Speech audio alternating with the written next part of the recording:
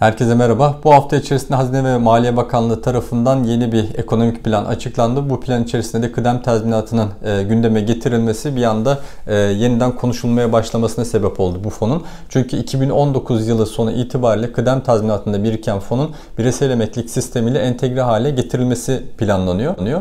Peki bu durumda mevcut çalışanlar nasıl etkilenecek? Yeni iş hayatına girecek olanların sisteme entegresi nasıl olacak? Bunlar soru işareti olarak karşımıza çıkmaya başladı. Ben öncelikle şu ana kadar kıdem tazminatını duymayan, hiç iş hayatında çalışmaya başlamamış ya da çalışsa bile kıdem tazminatından haberi olmayanlar için kısaca bunun tanımını özetlemek istiyorum size. Kıdem tazminatı işçinin çeşitli sebeplerden dolayı iş yerinden ayrılması neticesinde işverenin ona iş kanununda belirtilen maddeler çerçevesinde ödeme yükümlülüğünü yerine getirmesidir. Tabi burada belirlenen bazı şartlar vardır. Öncelikle sizin aynı iş yerinde bir yıldan daha uzun süreli çalışmanız gerekiyor ya da en az bir yıl çalışmanız gerekiyor. Böyle söyleyelim. Emekliliğe hak kazanmış olabilirsiniz. Allah göstermesin vefat etmiş olmanız durumunda yakınlarınıza ödeme gerçekleşir. Bu tip sebeplerden dolayı kıdem tazminatı almaya hak kazanırsınız. Erkekler için askere gitmesi durumunda, kadınlar için de evlendikten sonra bir yıl içerisinde eğer istifa etmeleri durumunda kıdem tazminatı almaya hak kazanıyorlar. Ayrıca işçinin de istifa ederek kıdem tazminatı almaya hakkı vardır ama bu yasalarla belirtilmiştir. İşte sağlık sebebiyle, iş yerindeki mobbing dediğimiz baskılar sebebiyle, istifaya zorlanma sebebiyle ya da farklı sebeplerden dolayı işçi istifa ederek tazminat hakkı kazanabilir. Ama sizin bunu yasadaki maddeleri detaylı olarak incelemenizi tavsiye ederim. İsterseniz bunu bir de örnekle bakalım beraber. Kıdem tazminatı hesaplanırken almış olduğunuz son brüt ücret sizin her bir yıl için alacağınız ödemeyi gösterir. Ancak bu tek başına değil, ek olarak düzenli bir şekilde işveren tarafından size ödenen yol ücreti, yemek ücreti, primler, erzak ve yakacak yardımı gibi ek ödemeler alıyorsanız bunlar da eklenmektedir. Örnek vermek gerekirse 5 yıl 4 aydır aynı iş yerinde çalışıyorsunuz. Son almış olduğunuz brüt maaş 3000 TL olarak düşünelim. Brüt maaşınızı bilmiyorsanız eğer öğrenmek için E-Devlet'ten şifrenizi girdikten sonra hizmet dökümü butonuna basıyorsunuz ve sonrasında da kazanç bölümünden de brüt ücretinizi öğrenebiliyorsunuz. Yol ücreti 200 TL diyelim. Yemek ücreti 250 TL ve diğer saydığım ek ödemelerin de toplam olarak aylık size 300 TL aldığınızı varsayalım. Bunların hepsini topladığınızda size bir yıl ödenecek olan giydirilmiş ücreti bulmuş oluyorsunuz.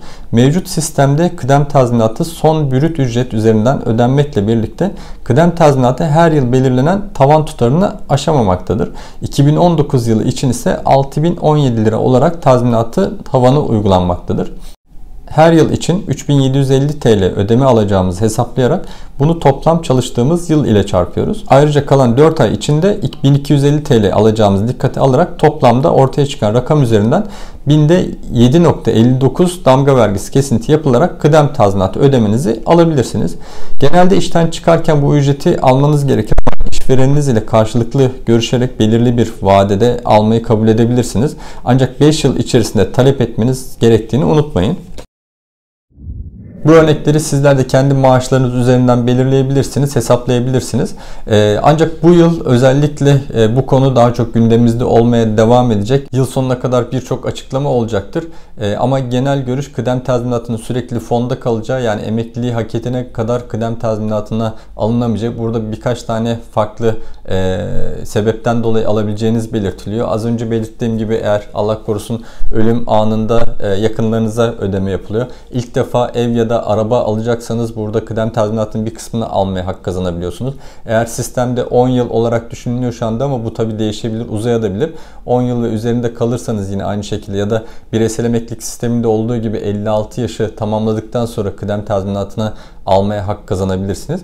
Şu anda bunlar belirsizliğini koruyor. 2019 yılı sonunda zaten bu planlamanın yapılması bekleniyor. Muhtemelen yılın son çeyreği dediğimiz Eylül ayından sonra bunların biraz daha netleşmeye başladığını görürüz.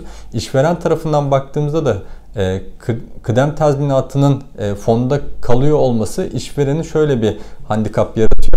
Yani bizler işte çalışanlar genelde 5 yıl sonrasında çalışanlarda bu oluyor. Hani içeride kıdem tazminatım yanmasın diye aynı iş yerinde çalışmaya devam ediyorsunuz. Bu da böylelikle sizin yapmış olduğunuz işte profesyonelleşmenizi, uzmanlaşmanızı artırıyor. Eğer kıdem tazminatı fonda kalırsa Bu sefer ne diyeceksiniz? Hani ben başka bir şirkete geçebilirim. Böylelikle hani oradaki param da yanmamış olacaktır. Ama işveren açısından baktığınızda bu nitelikli iş kaybı anlamına geliyor. Hani bunun nasıl düzenleneceği ile ilgili belirsizlik var. Diğer taraftan hepimizin de bildiği gibi kurumların aslında bakarsanız vergi ödemelerini ve SGK ödemelerini birinci öncelikli olarak yapması gerekirken ülkemizde maalesef bunlar ödenmiyor. Hani burada işveren acaba işçi sigortası ile ilgili, tazminatı ile ilgili ödemelerini nasıl yapacak? Düzenli olarak yapacak mı? Yoksa devlet tarafından herhangi bir garanti edilecek mi? Bunlar yine soru işaretleri olarak karşımızda.